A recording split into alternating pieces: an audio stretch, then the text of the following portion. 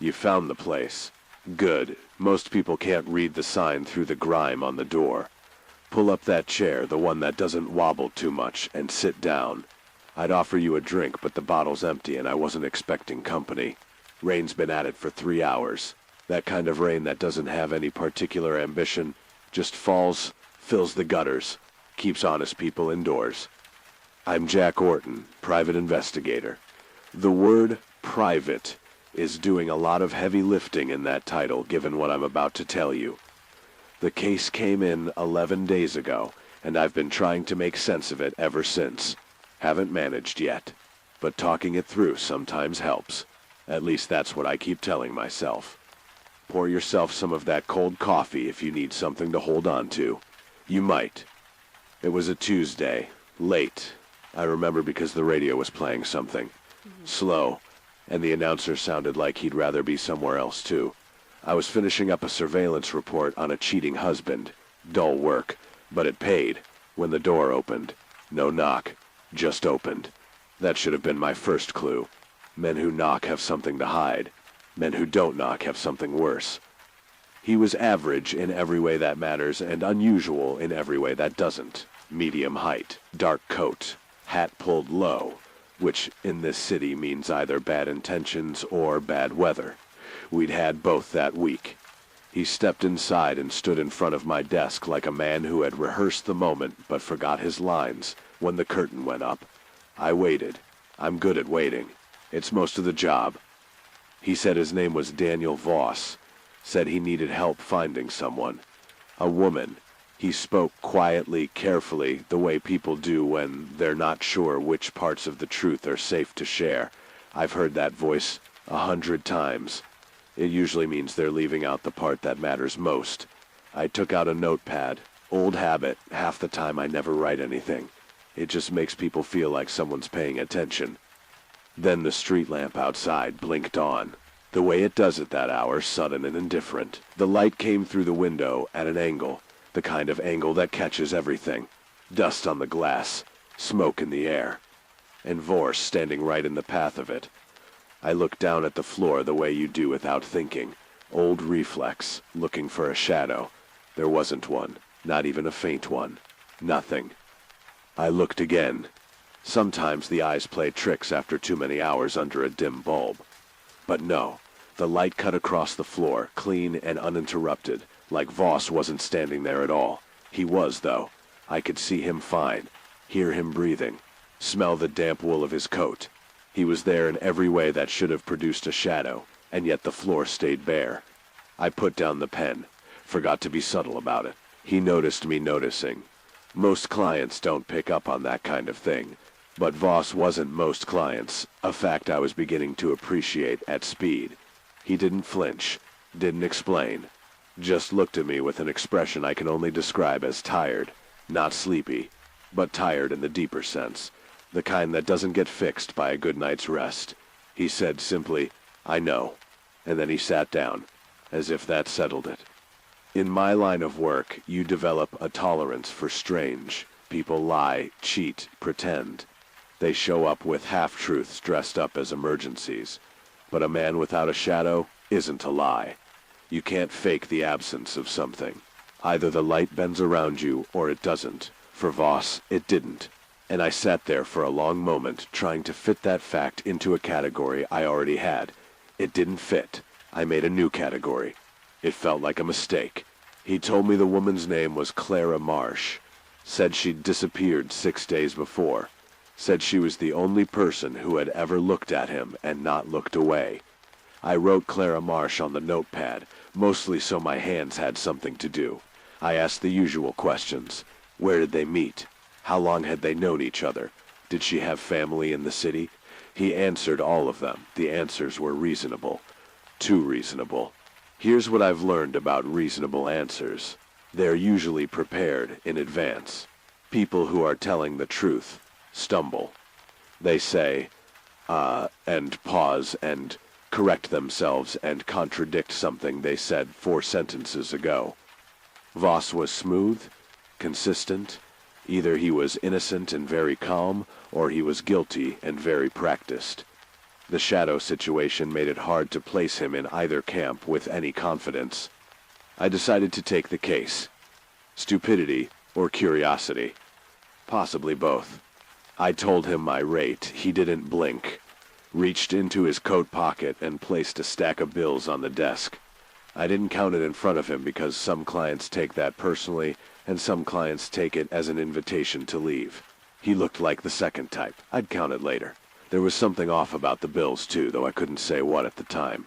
The serial numbers were old, very old, but the paper wasn't worn. Peculiar. He left me a phone number to reach him on and an address where he claimed me to be staying, a boarding house on Elmer Street, over near the old rail depot. I watched him go. Through the dirty window, I tracked him down to the sidewalk. The lamppost on the corner threw a pale circle of light onto the wet pavement. He walked right through it. No shadow, not even a flicker of one. I stood there watching longer than I should have. The rain didn't care. I sat back down and looked at the name on the notepad. Clara Marsh. Then I looked at the money. Then I looked at the empty floor where a shadow should have been, but wasn't. The thing about this job is that you get paid to care about things other people prefer to ignore. Usually that means infidelity and insurance fraud. Sometimes it means whatever this was. I poured what was left in the bottle. There was less than I remembered. There usually is. The next morning I started where I always start, with what I can verify. I went to the boarding house on Elmer Street. The landlady was a woman named Mrs. Pruitt, short and deliberate, the kind of person who notices everything and volunteers nothing. I described Voss. Dark coat, medium height, quiet voice. She listened with the blank patience of someone who has heard a lot of descriptions. Then she shook her head. No one by that name. Never had a guest matching it. I showed her the address she'd written down. She confirmed it was her building, confirmed the room number too. But the room, she said, had been empty for 2 weeks. The last tenant had moved out without notice, the way they do when they owe money or want to disappear. I asked if she remembered what that tenant looked like. She thought about it. Medium height, she said. Dark coat. I thanked her and left before she could think too hard about what she'd just told me. I tried the phone number next, rang 7 times. On the 8th, someone picked up and didn't speak, just held the line. I could hear breathing, then a sound like radio static, very faint, and then the line went quiet without going dead. I waited 30 seconds. I've waited longer in worse situations, but 30 seconds of silence on a telephone is its own particular flavor of unsettling. I hung up, wrote nothing in the notepad, wasn't sure what to write. I went to City Records to look up Clara Marsh. Birth records, address history, voter registration, the paper trail that most people leave without thinking. The clerk was a young man with ink-stained fingers and the general demeanor of someone who has made peace with being forgotten. He searched while I waited. Then he searched again. Clara Marsh didn't appear. Not in the last 10 years, not in the last 20. Not at any address in this city or the 2 counties adjacent. She didn't officially exist, which meant one of 3 things. She was using a false name. She'd never been registered in the first place, which happens more than people think. Or Voss had given me a name that wasn't hers. Each possibility was annoying for a different reason. I left the records office and stood on the front steps with my collar up against the wind. A woman walked by with an umbrella she hadn't opened. A useful kind of optimism, I thought. I had less of it than she did. Here's what I had so far. A client with no shadow, a fake address, dead-end phone line, and a missing woman who didn't exist on paper. Most investigators would have returned the money at that point. I thought about it. I genuinely did. Then I remembered the way Voss had said she was the only one who had never looked away. Not as a plea, not to manipulate, just as a fact he was tired of carrying alone. I kept the money, kept the case, started asking different questions. Different questions meant talking to people who might have seen Voss without knowing they saw him. The boarding house on Elmer Street had neighbors, apartment buildings, a diner across the street. I started there. The diner was called Lou's, and Lou himself was behind the counter, wiping it with the kind of dedication that suggests a man avoiding something more important. I showed him the description of Voss. He thought for a long time. Then he shook his head. Lou said the only people he saw coming and going from Mrs. Pruitt's place were the usual ones. A woman with a limp, a man who smoked cheap cigars, no one fitting my client's description. I asked about the night of the Tuesday when Voss had first walked into my office. Lou remembered the rain. Didn't remember any strangers. He offered me coffee. I accepted. It was bad. I drank it anyway. That's the kind of professional courtesy you don't read about in the training manuals. I tried the tenants in the building next door. 3 floors, 6 apartments. Only 2 people answered their doors. A retired railroad conductor named Hollis and a young woman who worked nights and was trying to sleep. Neither had seen Voss. Neither had seen anyone unusual. Hollis asked if I was from the city.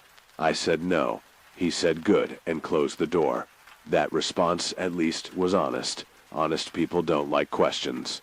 Liars pretend they do. I went back to my office around noon. The rain had stopped, but the clouds hadn't gotten the message. The phone was silent. I sat down and looked at the notepad. Clara Marsh, Daniel Voss, a shadow that wasn't there.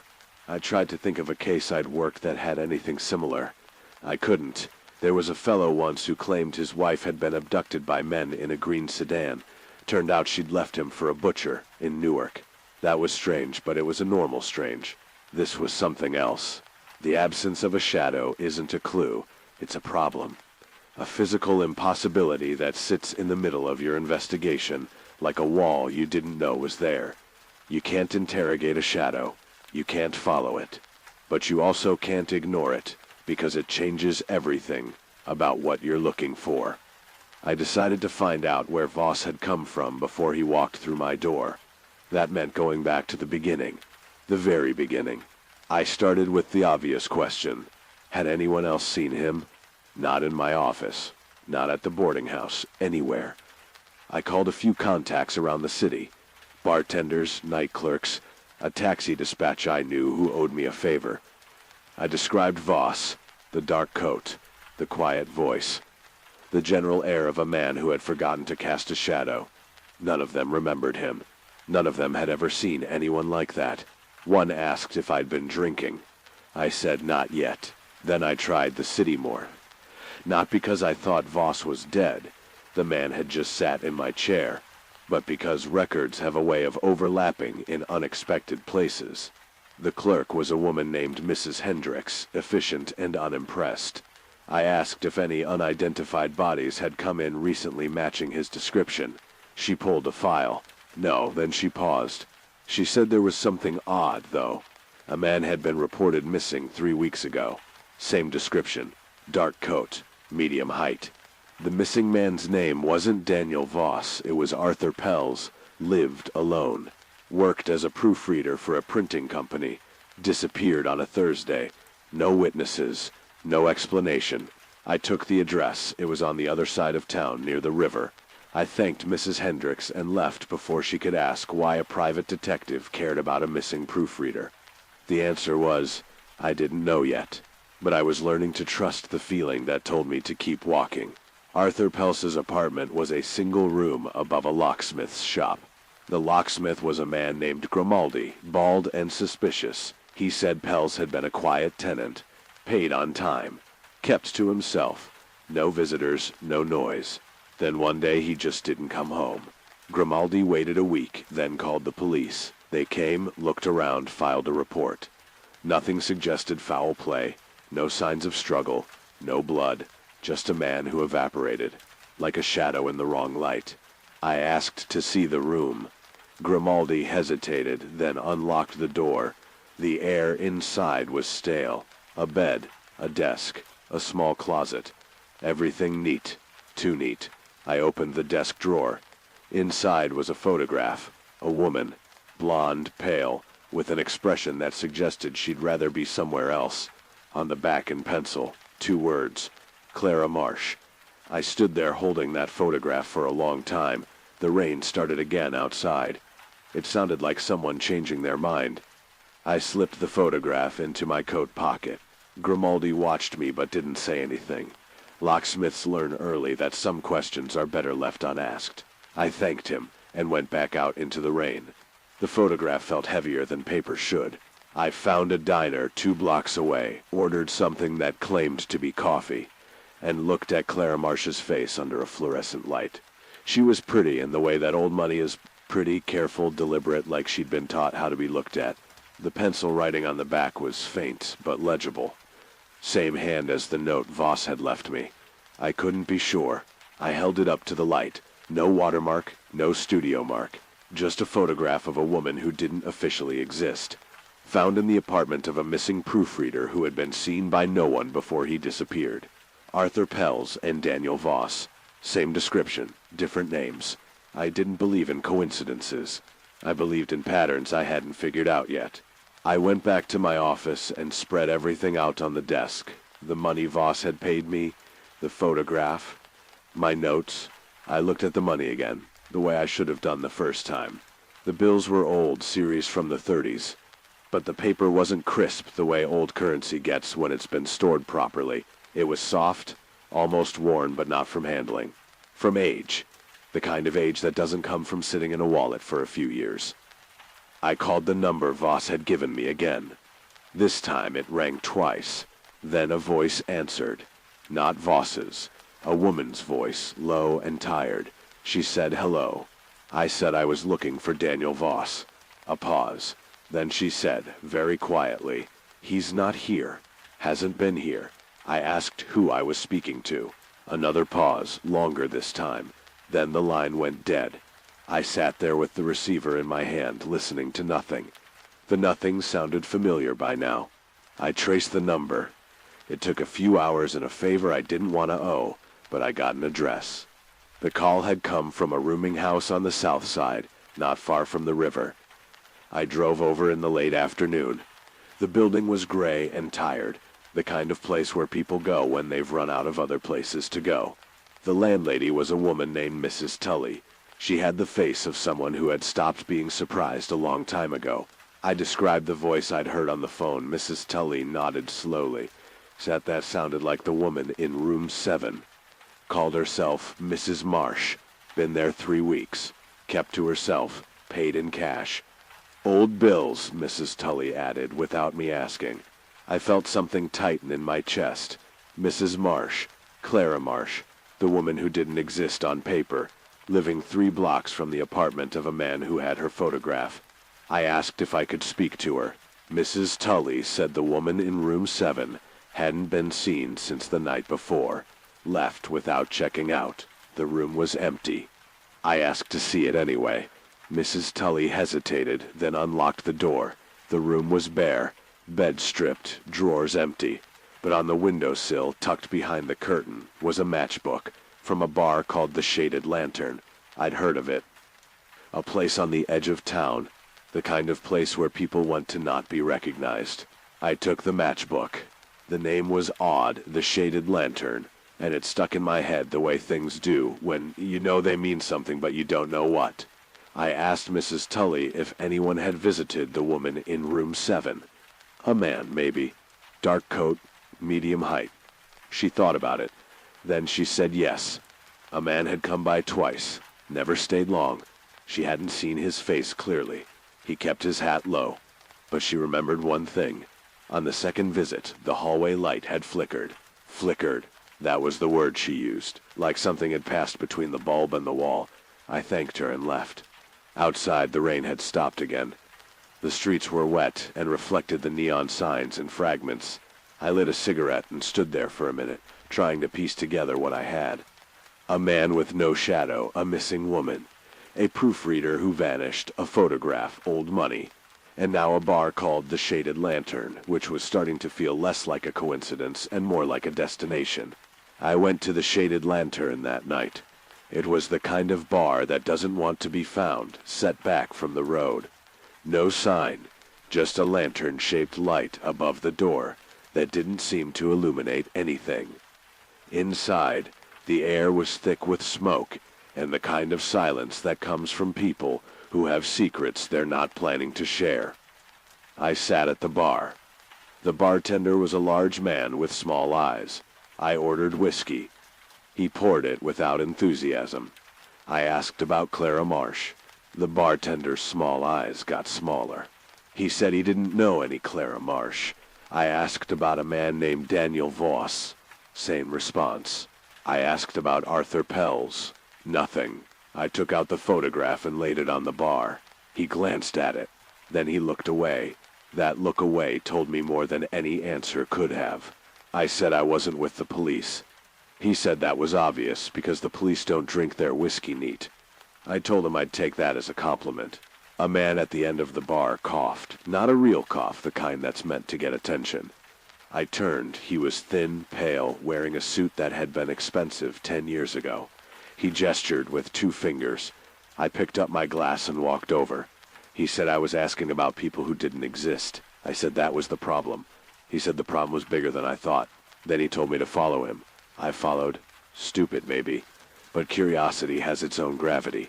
He led me to a booth in the back, away from the other customers. The upholstery was torn. The table had rings from 100 glasses. He sat down and motioned for me to do the same.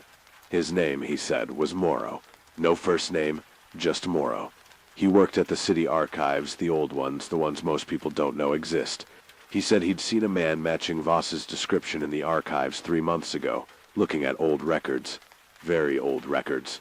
I asked what kind of records. Morrow hesitated. Then he said, property deeds from the 1890s, birth certificates from the same period, and a police blotter from 1898. I asked if he was joking. He wasn't. He said the man had been quiet, methodical, and had paid in cash. Old cash. The kind that hadn't been printed in decades. The archivist had mentioned it to Morrow because it was strange. Stranger still, the man had no shadow. Morrow had noticed it when the man stood under the archive's reading lamp. I asked Morrow why he was telling me this. He said because the same man had come back last week, this time with a woman. Blonde, pale, the woman from the photograph. They'd spent 3 hours in the archives looking at something Morrow hadn't been able to identify. When they left, Morrow followed them at a distance and saw them enter a building on Mercy Street. An old building, one that had been condemned for years. But they had a key, and the door didn't look as rusty as it should have. Mercy Street, I knew it. A narrow lane near the river, lined with buildings that had been abandoned since before the war. The kind of place where even the rats think twice. I asked Morrow if he'd gone inside. He shook his head. Said he wasn't that curious, said some doors are better left closed. I asked him why he was curious enough to tell me. He looked at his drink. Said he'd been having dreams lately. Dreams about shadows, and about people who didn't have them. I left the shaded lantern with Morrow's address and a headache that wasn't from the whiskey. The rain had started again. It had a talent for that. I walked to my car and sat behind the wheel without starting the engine. 1,898. That was 90 years ago, give or take. A man looking at records from 1898. A woman who didn't exist on paper. Money that felt old, and no shadows. I started the car. The engine coughed, then caught.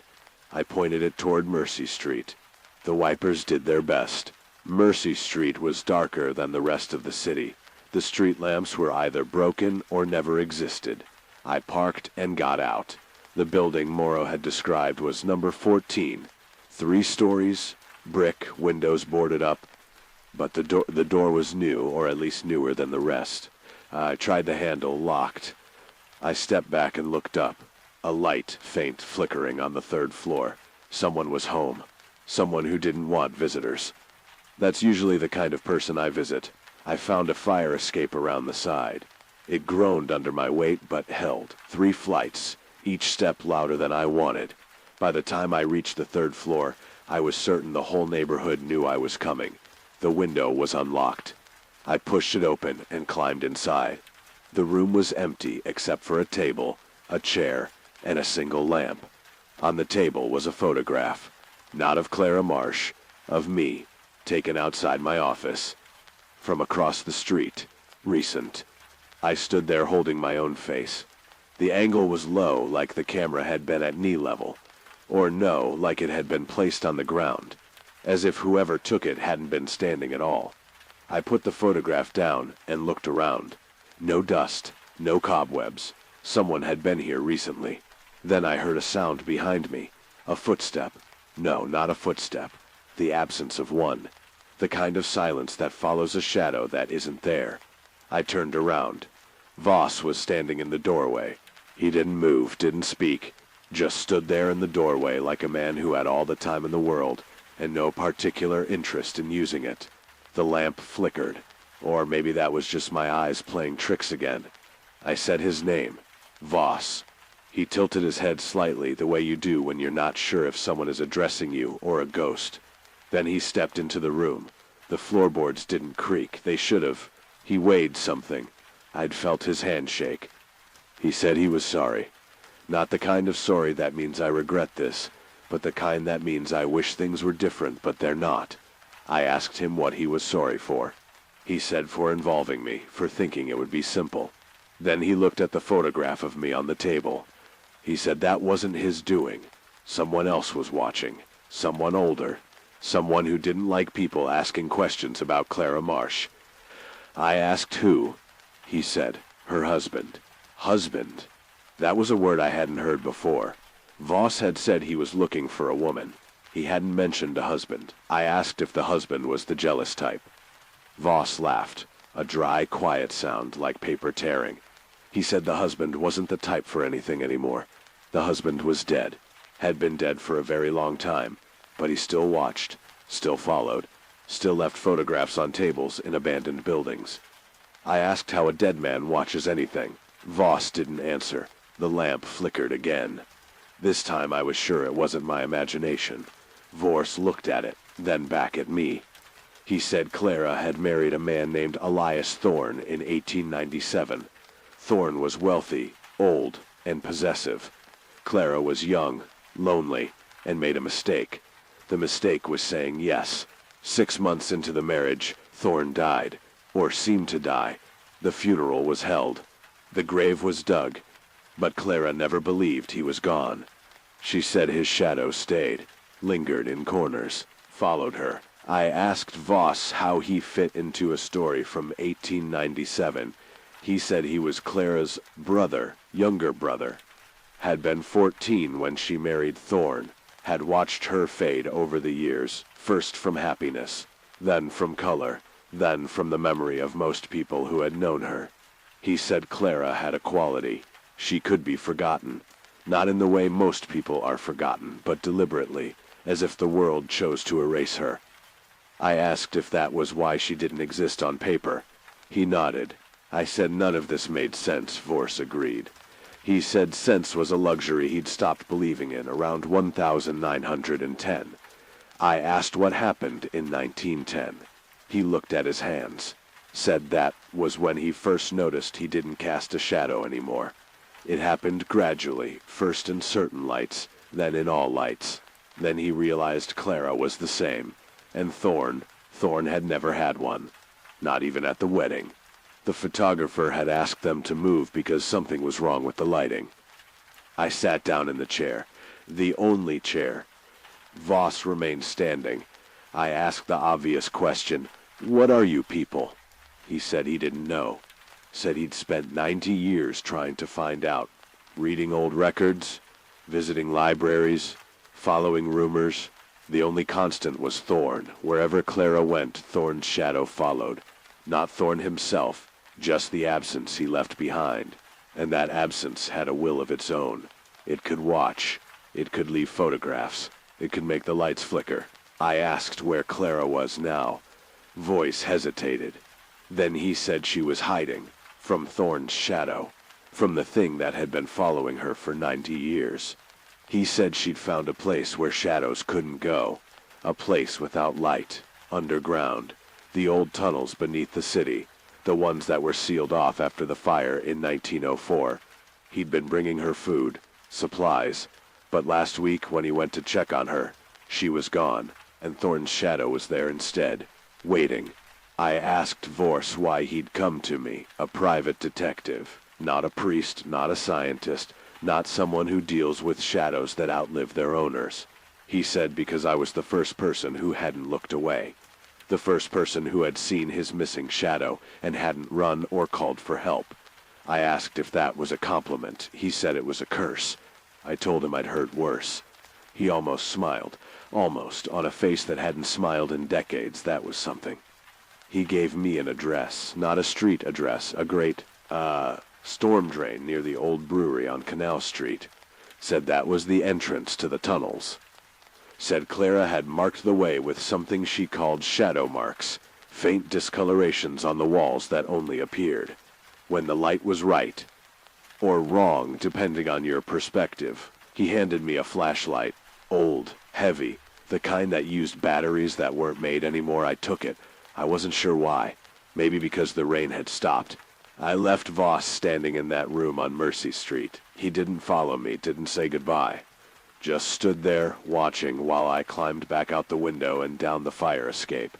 The rain had stopped, but the air was heavy with the kind of damp that gets into your bones. I drove to Canal Street. The old brewery loomed against the sky like a bad memory. I found the great Voss had described. It was rusted but loose. Someone had been using it. Recently. I pried the grate open with my hands. The hole underneath was dark and smelled of wet stone and something else. Something metallic like old blood or old coins. I pointed the flashlight Voss had given me into the opening. The beam cut through the darkness but didn't reach the bottom. I thought about going home. I thought about a warm drink in a locked door. Then I thought about a woman hiding from a dead man's shadow for 90 years. I climbed down. The ladder was iron and cold. Every rung felt like it might be the last one. I counted 47 steps before my feet touched wet ground. The tunnel was wider than I expected, high enough to stand in, wide enough for two people to walk side by side. The walls were covered in something that looked like moss but wasn't. It didn't move when the flashlight hit it. That was a small mercy. I don't like things that move when they shouldn't.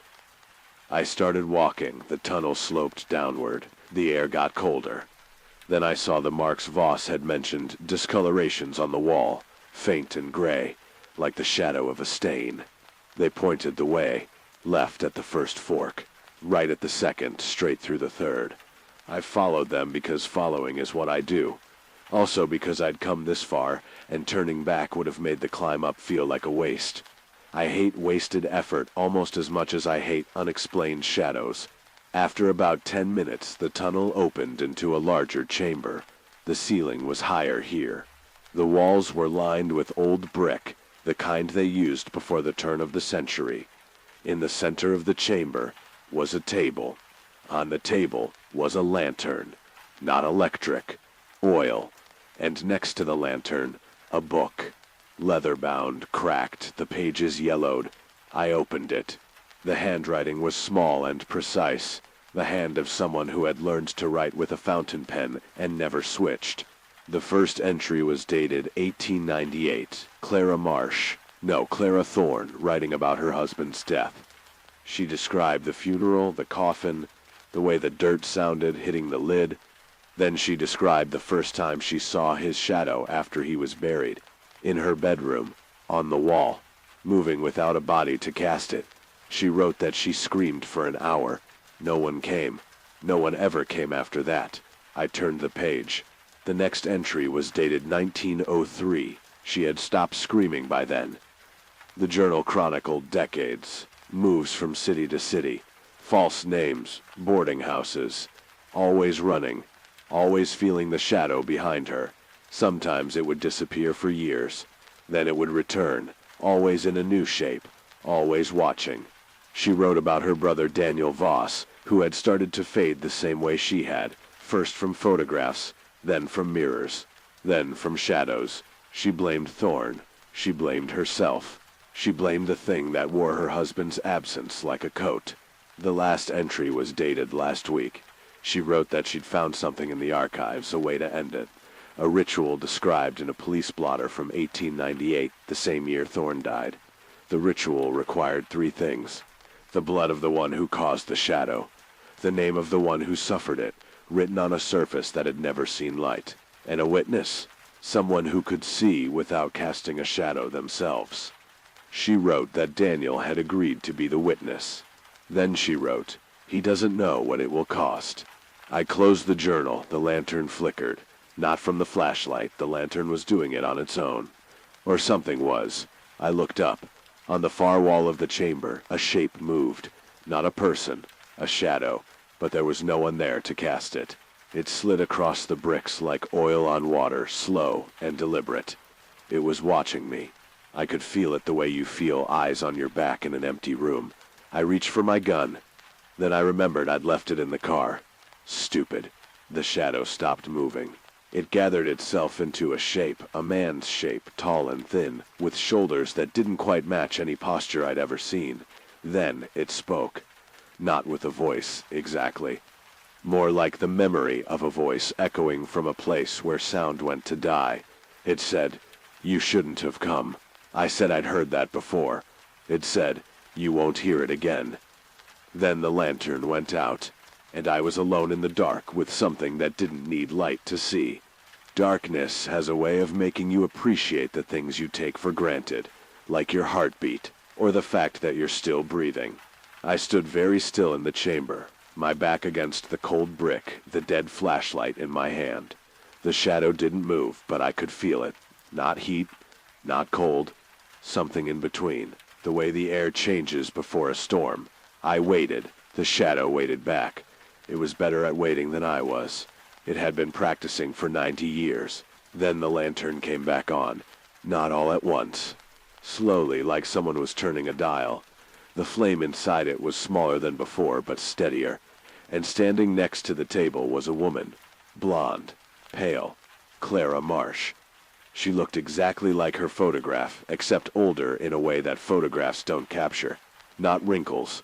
Weariness. The kind that comes from running for most of a century. She was holding a small knife. Not threatening, just holding it like you'd hold a key. She said I shouldn't be here.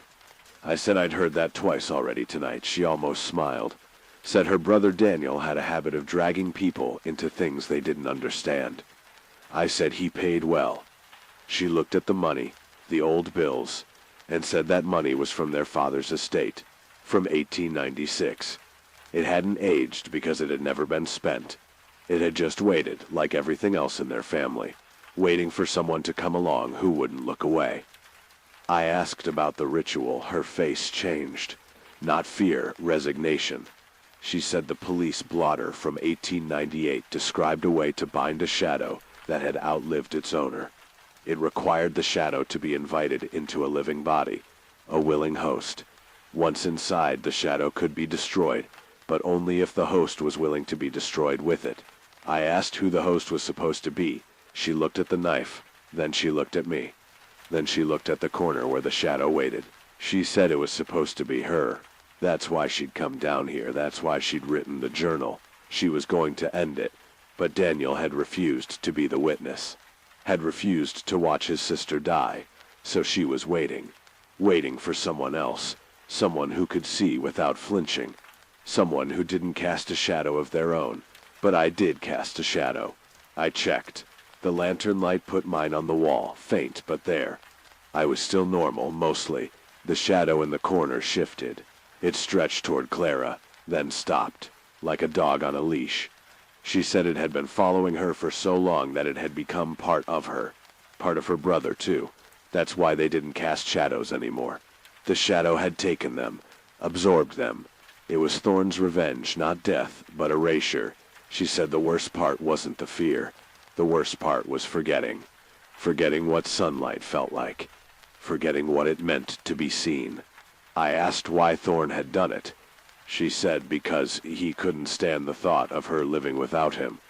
He'd rather have her fade into nothing than belong to someone else. I said that sounded like a particular kind of crazy. She said it was a particular kind of love. I told her they weren't the same thing. She looked at me with those tired eyes and said, "Tell that to someone who hasn't been running since 1898. I didn't have an answer. I don't have many answers. That's the problem." The shadow moved again, faster this time. It slid across the wall and pooled on the floor near Clara's feet. She stepped back. The knife trembled in her hand. Then a voice came from the darkness. Not the Shadow's voice, but a real one. Daniel Voss. He was standing at the entrance to the chamber. He said he'd followed me. Said he knew I'd come here. Said he couldn't let Clara go through with it alone. He looked at me. He said, "You're the witness now, whether you like it or not." I said I hadn't agreed to anything. Voss said that didn't matter. The ritual only needed someone present. Someone with a shadow of their own. My shadow would anchor the ritual, keep it from spreading. He said the blotter was very specific about that. I asked if there was a way out that didn't involve watching someone die. He was quiet for a long time. Then he said there was another way, but it was worse. I asked what. He said take the shadow into myself instead. Take the shadow, a dead man's jealousy. 90 years of erasure, all of it inside me. I looked at Clara. She shook her head. Said that would kill me faster than it would kill her. I looked at Voss. He didn't shake his head. He just stood there, waiting. I looked at the shadow. It looked back. Then I did something stupid. I always do something stupid around this point in a story. I stepped forward. I said, "Tell me how." Clara started crying. The shadow stopped moving. The lantern flickered once. Then it held. Clara stopped crying. Not because she was fine, but because she'd run out of tears somewhere around the Harding administration. She wiped her face with the back of her hand and looked at me like I'd just volunteered to step in front of a train. Which, to be fair, I had. Voss spoke first. He said the ritual required 3 things. We had the blood. Clara's knife could handle that. We had the name, Thorne's name, written on a surface that had never seen light. The surface was the problem. Nothing down here had never seen light. The lantern had been burning for weeks. But Voss reached into his coat and pulled out a small piece of slate, dark gray, smooth. He said it came from a cave 50 miles north. A cave that had been sealed until last year. No light had touched that slate since before the last ice age. I asked how he got it. He said he dug it himself, with his hands. The dirt under his fingernails suggested he wasn't lying. Clara took the slate. She used a piece of charcoal from the lantern's base to write the name, Elias Thorne. The letters looked old. Not because of the handwriting, because the name itself felt old. Like something you'd find carved into a tombstone that had been weathered smooth by 100 winters. She held the slate out to me. I didn't take it. She said I needed to hold it. To speak the words, to invite the shadow in. I asked what words. She said, "I offer myself as vessel." I said that sounded like a bad line from a horror picture. Voss said that was exactly what it was, life imitating bad art. I asked if there was a backup plan. Clara shook her head. She said the shadow would either accept the invitation or it wouldn't. If it accepted, it would enter me. Then she would use the knife, not on me, but on the name. Destroying the name would destroy the shadow, but the shadow would take me with it. I asked if she was sure about that. She wasn't sure. The blotter from 1898 was incomplete. The last page had been torn out. What remained described the ritual, but not the outcome. The person who wrote it, a police captain named Hollis, had disappeared the next day. His shadow was found on the wall of his office. No body, just the shadow, frozen in place. They painted over it. The paint didn't stick. I asked how she knew all this. She said Daniel had spent 40 years tracking down Hollis's descendants. 40 years. I looked at Voss. He didn't look 40 years older than the man who'd walked into my office. He didn't look any older at all. That was the thing about having your shadow stolen, he said. Time slowed down, not stopped. Slowed, like a record played at the wrong speed. He'd been alive since 1883, Clara since 1879. Thorne had died in 1898, but his shadow had kept them both suspended, aging a year for every decade. I did the math. It made my head hurt. The shadow in the corner stirred. It had been listening, waiting. Now it moved toward me, slow and deliberate, like a cat deciding whether to trust a new piece of furniture. Clara raised the knife. Voss stepped back. I held the slate with Thorne's name on it. The shadow touched my shoe. No, it touched the shadow of my shoe. I felt it. A cold that wasn't temperature. A weight that wasn't mass. I said the words, "I offer myself as vessel." The shadow stopped. For a moment nothing happened, then the shadow rose. Not from the floor. From me. From my own shadow. It peeled away like a second skin, leaving mine behind. But mine was smaller now. Dimmer. The shadow that had been Thorn's merged with something else. Something that looked like me but wasn't. It stood in front of me, a dark mirror, and spoke with a voice that came from inside my own head. It said, "You have nothing I want." I said, "That's never stopped anyone before." The shadow laughed. It was an ugly sound, like rocks grinding together. It said it had been following Clara for 90 years because she had something it wanted. Her fear, her despair, her slow fading. Without her, it would fade too. It didn't want to fade. I asked what it wanted instead. It pointed at Voss, then at Clara, then at me. It said, "A new family, 3 hosts, 3 shadows to feed on." I looked at Clara. Her face was white. She hadn't known this. Neither had Voss. The ritual had been a trap. Not for Thorn's shadow, for anyone who tried to stop it. The torn page from the blotter wasn't an accident. Someone had removed it to hide the truth. The shadow couldn't be destroyed. It could only be transferred. And the transfer required a witness with a shadow of their own. Someone like me. I looked at the slate in my hand. Thorn's name, written in charcoal. I did the only thing I could think of. I broke the slate over my knee. The slate cracked clean in 2. Charcoal dust puffed into the air like tiny funeral smoke. The shadow screamed, not a sound, but a pressure wave that pushed me back a step. Clara covered her ears. Voss grabbed the table to keep from falling. The lantern flame bent sideways, then straightened. The shadow thrashed on the floor, pulling itself apart and together again like ink in water. I didn't know if breaking the slate would work. I just knew I couldn't let it finish its sentence. For a long 10 seconds the chamber was chaos. Then the shadow collapsed into itself. Not disappeared, contracted. Shrank down to the size of a coin, then a pinhead, then nothing.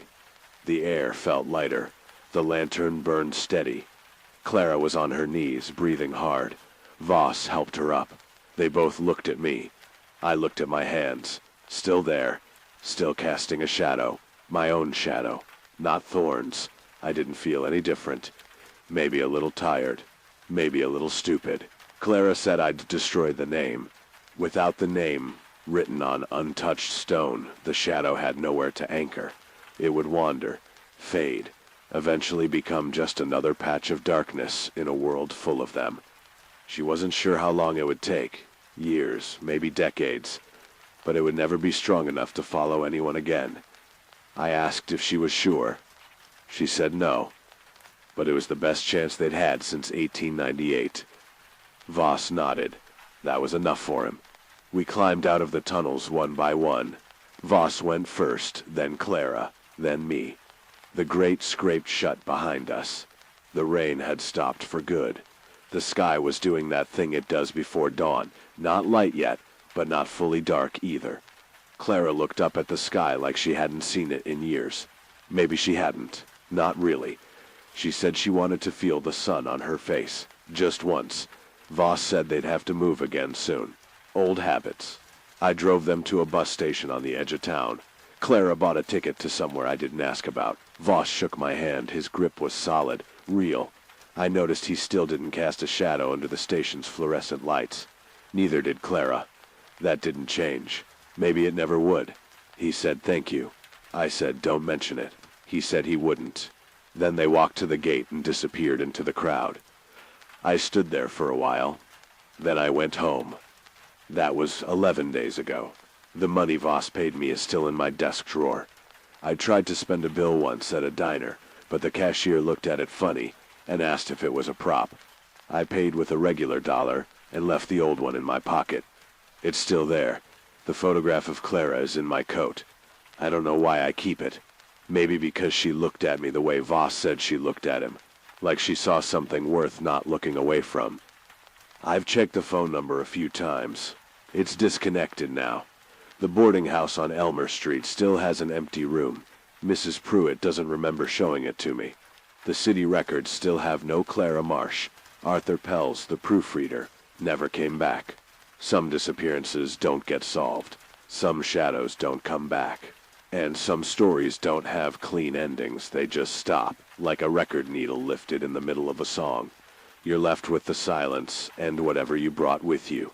You're probably wondering why I told you all this. Why I dragged you out here in the rain, made you sit in that wobbly chair, drank your coffee, well, my coffee, but you didn't have any of your own. The truth is, I needed someone to know. Not for evidence, not for help. Just because a thing isn't real until you say it out loud to another person. And you sat there. You didn't look away. That's more than most people do. So thank you. Or I'm sorry. Maybe both. The rain stopped. You should go before it starts again. The streets will be wet but empty. That's the best time to walk in this city, when everyone else is inside, pretending the dark isn't out there. I'll be here tomorrow. Same chair. Same coffee. Same grime on the window. If someone comes in without a shadow, I'll let you know. And if they don't, well, that's the job. Watching for the things that shouldn't be there. Most days they aren't, but some days they are.